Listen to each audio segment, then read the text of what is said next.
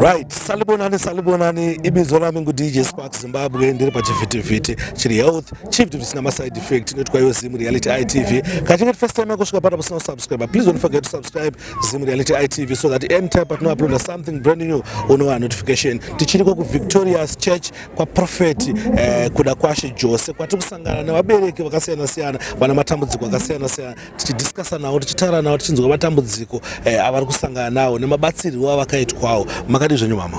Tiripo makadi zvenyu. Ini ndinofanira ndoitwa DJ Sparks. Amuri munoitwa ani mama? Ini ndoitwa maikupa kwashe. Maikupa kwashe. Muri Zimbabwe ndira maikupa kwashe panapa. Maikupa kwashe makabatsirwa sei? Testimony yenyu yakamira sei? Okay, ini niwo ndakagara 5 years tine dambudziko rekushaya mwana.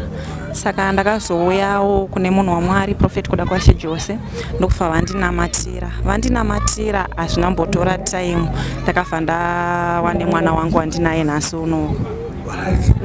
Ndiye Mwari. Yesi mwana uripo? Aiwa, ndinonzwa kufara kana zvinhu zvakadai zvichiitika vanhu vachipa matestimony akadaiwo. Saka munhu waMwari vaitira kudambudziko ranga riri chii?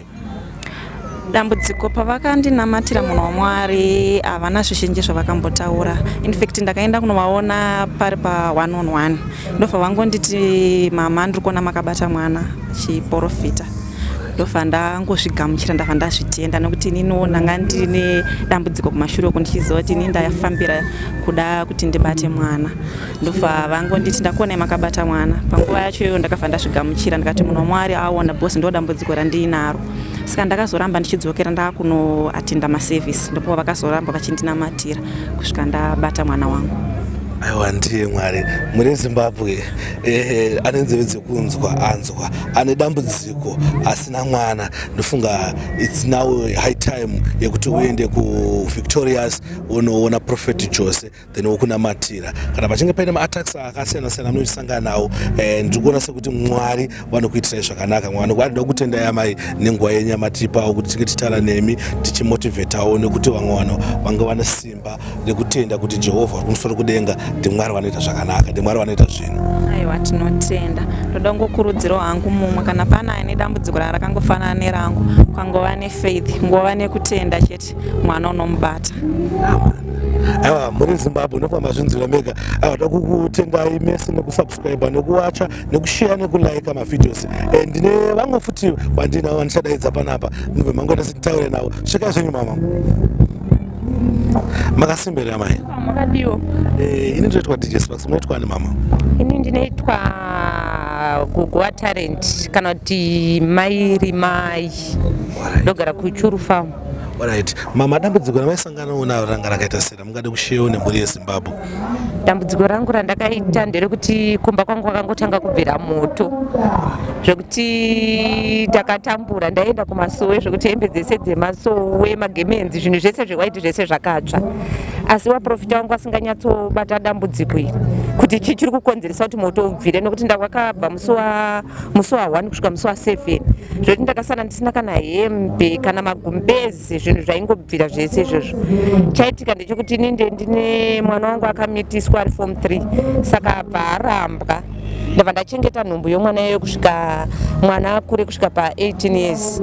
Saka vanhu vokumusha kwawo ini ndisingazive kuti chii chiri kuitika asi nokuzosangana naprofeti Jose wakanditi mama ndoda kuti muzive chiri kuitika pamuri nokuti muraini mese ndenda kunze ndakaromba ndine chikwambo sei pari kubvira moto wanohuro ichichi. Saka semunhu anenge angoona dambudziko ndaingonyarara asi prophet Jose ndoda kutenda mhuri yeZimbabwe ndoda kunyanya kutenda zvakanyanya. Ndabva ndaita makwesheni ekuti ndimbokubvunzai amani. Samoto uyu chii chanyatsoitika pamoto uyu? Maingoona wangobaka here? Chii chanyatsoitika? Moto zvaita pano mwana wamusikana iye muzukuru wangu wandikutaura kuti akamitiswa. Saka vaingoti aita sekunge munhu abatwa nemweya akangotanga kungochema sokungotaura zvaitaura so. Ini ndisingazivi kuti chikwambo chenge chitori paari. Akangofamba akangotenderera kune zvinhu zvinotsva zvinhu zvese zvaitobvira asina kubatidza moto. Asina kana matches? Hapana matches, zvinhu zvotobvira kutobvira. Saka ndopatakazosangana prophet Jose akati mama nokuti mwana uyu ndendatomuramwa ndikati rege ndimbomuendese kumba kwana baba wake pamwe ndowangazive zvawanoita. Ini ndisingatombozive kuti ndokuri kubvawo dambudziko. Saka pandakazosangana naprofeti ndopa wakazondudza kuti ndoda mwana wadaro takabva tatora mwana tabva taenda nawo tabva taenda kugomo. Saka kugomo ndiko kwatakaiti kwakabuda munana wese kuti ndizozive kuti mwana uyu akaturikwa mweya wengozi nechikwambo through kubva kunana baba wake. Ndo pandakazozvionerawo kugomo ikoko nokuti ndakaita zvezvokurariswa zvezvi kuti ndione kuti ndione zvaiitika. Saka ndo pandakaona wese ana baba wacho ana atete wacho ndozvavakaita pamwana vachirerera mwana kuti nekuti mwana uyu haana kukura ari mumusha mupi ari mumusha imomo. Mwana wakaramba iri nhumbu kusvika mwana 18 years. Saka wakatona chanzi chokuti regai tinorerera ngozi dzedu zvese zvikutinetsa regai tirerere pamwana. Saka zvezvo zvakutonetsa. Saka Prophet Jose wakanbva watoti iwe ngozi kana uri ngozi iwewe enda unodzokera kumusha kwana Mutekedi ndo kwaunoziva kwaunoripwa nokuti ava ndikati inandizvizive changu chandakakwanisa kuita se kurera mwana. Saka maida kuti mwana ndirasere ndakakurererai mwana wenyu hamuna kana sendi ramakabvisa iye zvine zvamakuturika ngozi apa.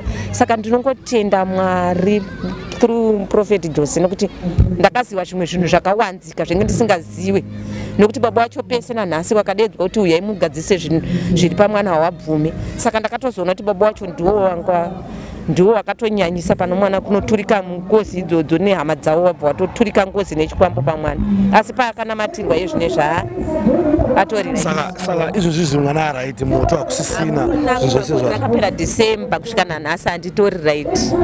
Saka ndiye Mwari atotenda Mwari. Muri Zimbabwe ndofunga kana nyaya dzimwe tichidzitaura ndofunga ndakaita interview last time nina Prophet ndakawachitaura nyaya yekuti pane moto waiwanika mwana aiwana moto aita sei then pakatanga kuuya makwesheni akasiyana mwachiti ndezvekunyepa. Saka at least nhasi ndawana mukana wekusangana naamai vaisangana dambudziko iroro vekuchuru fama vatsanangura zvese zvavatsanangura. I hope and pray kuti mese manzwisisa uyezve kuchinge kuine vamwe nedambudziko rakafana neirororo vachabatsirikana vakauya kuchechi kwani kwaProphet Jose. Aiwa muri Zimbabwe, don't forget to subscribe, like and share my videos esatinouploada paZimnet ITV. Thank you. Exclusive Studios, determined to distribute only exclusive products. It is our responsibility to make your wedding a memorable event, your graduation a living legacy. We do wedding videos, music videos, and documentary videos. Any event that needs to be recorded, we are there. Get in touch with us on 071 485 6171 or 0773 786 749.